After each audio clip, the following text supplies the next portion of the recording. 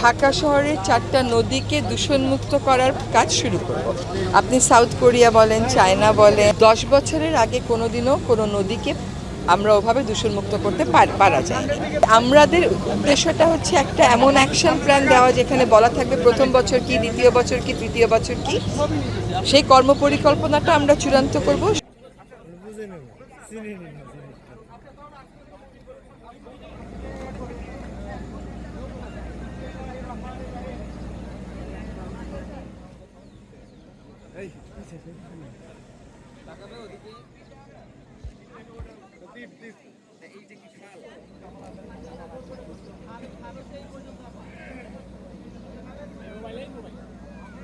আমাদের নৌকা ওঠা উচিত ছিল।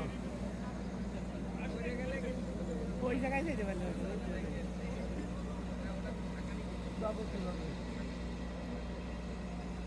16ই ফেব্রুয়ারিতে এডিবির একটি টিম আসবে। তারা আমাদেরকে নেপালে, ইন্দোনেশিয়াতে এবং চায়নাতে 3টা নদী তারা কীভাবে পুনরুদ্ধার করেছিল সেই অভিজ্ঞতা শেয়ার করবে। আমরা ম্যাপিং করে ফেলেছি। এক একটা নদীর নিচে 3 থেকে 5 মিটার হচ্ছে আপনার পলিথিনের স্তর। এগুলো তুলবার জন্য আলাদা ড্রেজার লাগে, সেগুলো আমাদের নেই। তো এই কাজগুলো জাতীয় পর্যায়ে হচ্ছে। তারপরে আন্তর্জাতিক পর্যায়ের অভিজ্ঞতাকে সমন্বয় করে আমরা আশা করি এই বাজেটেই আমরা কিছু অর্থের সংস্থান করব এবং আমাদের উন্নয়ন সহযোগী অনেক সংস্থা বলেছে তারা আমাদেরকে এই কাজটা করতে সাহায্য করবে।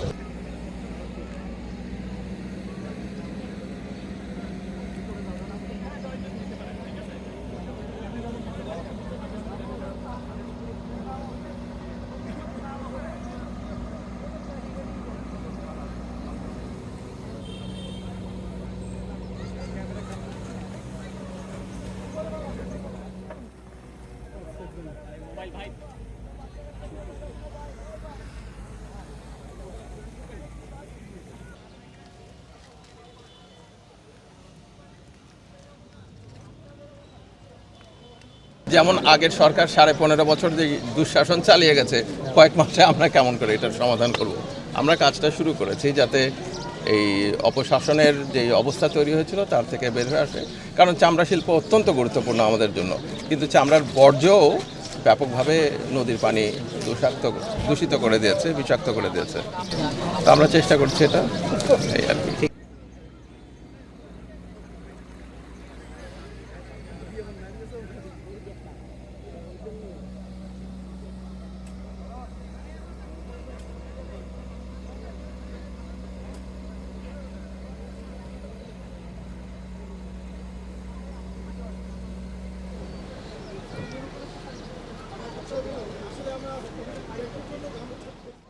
আপনারা একটু প্যাসেজটা খালি করে দেন। হ্যাঁ, চলে আসেন, পেছনে চলে আসেন।